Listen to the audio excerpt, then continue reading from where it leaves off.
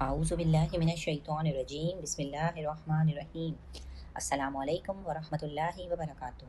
کیسے ہیں آپ سب لوگ؟ اللہ تعالیٰ آپ سب کو خیریت سے رکھیں۔ آج ہم بات کریں گے کہ تسبیح، دعا یا وظیفہ۔ آج ہم مسلمان اکثر پریشان رہتے ہیں کہ کیا دعا مانگیں، کیا تسبیح پڑھیں، کیا وظیفہ کریں، کتنی کریں، کیسے کریں اور کیا مانگیں۔ جو پہلے دور میں یہ دعا یا تسبیح کہلاتی تھی، وقت گزرنے کے ساتھ ساتھ وظیفہ کی اصطلاح عام ہوتی گئی کہ ہر کام کے لیے، ہر دعا کے لیے مسلمان ایک وظیفے کی تلاش میں لگے رہتے ہیں۔ آج مسلمان یہی بات کرتے دکھائی دیتے ہیں کہ کوئی دعا بتا دیں، کوئی تسبیح بتا دیں، کوئی وظیفہ بتا دیں، جبکہ آج ہمارے پاس قرآن اور سنت کی مسنون دعائیں ہیں، معصورہ دعائیں ہیں جو صحابہ کرام رضی اللہ تعالیٰ عنہ نے ہمیں سکھائیں، اور علماء اور بزرگوں کی بتائی ہوئی دعاؤں کا، وظائف کا انبار لگا ہوا ہے۔ تو اکثر سوال اٹھتا ہے کہ کیا وظیفہ کر سکتے ہیں یا نہیں کر سکتے، تو اصول کیا اپنایا جائے ان معاملات میں۔ تو کچھ مفسرین کی رائے آپ کے سامنے رکھتے ہیں جو ہم مسلمان اڈاپٹ کر سکتے ہیں۔ پہلی بات یاد رکھیں، کسی بھی دعا کو پڑھنا نہیں ہوتا، مانگنا ہوتا ہے۔ دعا تو سب کو پتہ ہے کہ اللہ کے سامنے اپنی حاجت کو، اپنی محتاجی کو اس کے سامنے جب بیان کرتے ہیں اس کو دعا کہتے ہیں۔ وظیفہ کیا ہے؟ کوئی بھی دعا یا قرآن کا کوئی جملہ یا اللہ کی کوئی صفاتی نام، اس کو بار بار ریپیٹ کرتے جانا، اس کو ایک روٹین کے طور پر پڑھنا، یہ وظیفہ کہلاتا ہے۔ تو اب کیا کریں؟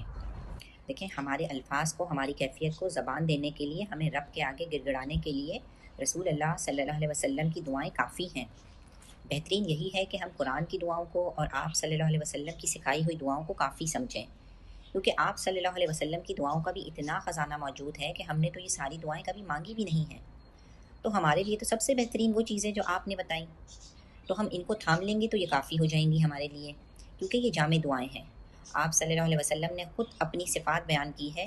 انہوں نے فرمایا کہ انا جوامع القلم، کہ مجھے اللہ نے یہ صلاحیتیں دی ہیں کہ میں بڑی بڑی باتوں کو چند الفاظ میں بیان کر دیتا ہوں۔ تو بہنوں، صبح شام کی دعاؤں کو مضبوطی سے تھام لیں۔ آج فتنوں کے دور میں ہمیں حفاظت کی ضرورت ہے۔ آپ صلی اللہ علیہ وسلم کی دعاؤں میں ہر طرح کی دعائیں ہیں، ایسی دعائیں ہیں، ایسی خوبصورت دعائیں ہیں جو ہم مانگ بھی نہیں سکتے، اتنے خوبصورت الفاظ ہیں۔ حفاظت کی، نظر کی، جادو کی، ناگہانی مصیبتوں سے بچنے کی دعائیں، خیر طلب کرنے کی دعائیں، ہر طرح کی بھلائی مانگنے کی، رزق کی دعائیں۔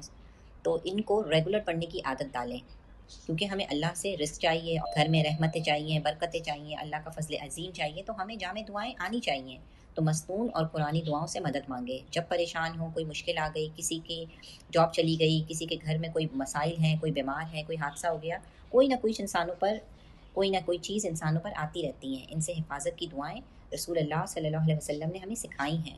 ہم سب کے گھروں میں قرآن اور مسنون دعاؤں کی کتاب لازمی ہونی چاہیے۔ ہم فوراً اس کتاب کو کھولیں اور دعائیں مانگیں۔ اگر ہم نے ان دعاؤں کو زندگی بھر تھام لیا تو وہ ہمارے لیے کافی ہو جائیں گی۔ یہ سیف بھی ہے اور بیسٹ بھی ہے۔ عربی زبان پڑھنے کے بعد ترجمہ بھی پڑھیں اور پھر اپنے الفاظ میں دعائیں مانگیں۔ تو دیکھیں بہنوں، دعائیں سب کی قبول ہوتی ہیں۔ انسان جب اللہ کے احکامات کو مانتا ہے، نماز پڑھتا ہے، حلال لقمہ کھاتا ہے، تو ویسے ہی اس کی دعائیں قبول ہوتی ہیں۔ تو پہلے اپنے آپ پر کام کریں کہ ہمارے دین میں دعا کی جاتی ہے، اپنے رب سے التجائیں کی جاتی ہیں، اس کے سامنے وہ التجائیں رکھی جاتی ہیں۔ کوئی منتر نہیں ہے کہ پڑھیں گے اور یہ منتر پڑھو اور یہ سب ہو جائے گا۔ تو اپنے اندر ٹھہراؤ لائیں، ثابت قدمی سے اپنے آپ کو دین پر روکیں، اچھی سی نماز پڑھیں، اچھے کردار کے مالک بنیں، لمبے سجدے اور ذکر سے اپنی مدد کریں، تو پھر ساری دعائیں قبول ہو جائیں گی۔ اور اگر آپ اور بھی دعائیں مانگنا چاہتے ہیں کہ کسی بزرگ نے کسی کوئی دعا دے دی، کسی علماء نے بتائی، یا کسی بندے کے اپنے ایکسپیرینس سے وہ دعا آپ کو بتائی ہے کہ یہ پڑھیں، وہ بھی قرآن و سنت کے مطابق ہو کہ یہ قرآن کی آیت ہے یا یہ اللہ کے صفاتی نام ہے، اس میں پڑھیں، تو سب سے پہلے آپ یہ خیال رکھیں کہ نمبر فکس مت کریں، دن فکس مت کریں کہ اتنی دفعہ پڑھو تو یہ کام ہو جائے گا، 40 دن اتنی کوانٹٹی میں پڑھیں، بات نہ کریں اور پڑھتے رہیں اتنے دن تک۔ تو قرآن کی کوئی آیت کسی بھی مقصد کہ آپ پڑھ رہے ہیں، تو قرآن پورا کا پورا شفا ہے۔ اللہ تعالیٰ کے 99 ناموں میں سے آپ کوئی بھی نام کمٹ کر سکتے ہیں، تو قرآن کی آیت کو آپ پڑھ سکتے ہیں، مگر اس کو کسی دن کے ساتھ، کسی کوانٹٹی کے ساتھ باؤنڈ کرنے کی ضرورت نہیں ہے۔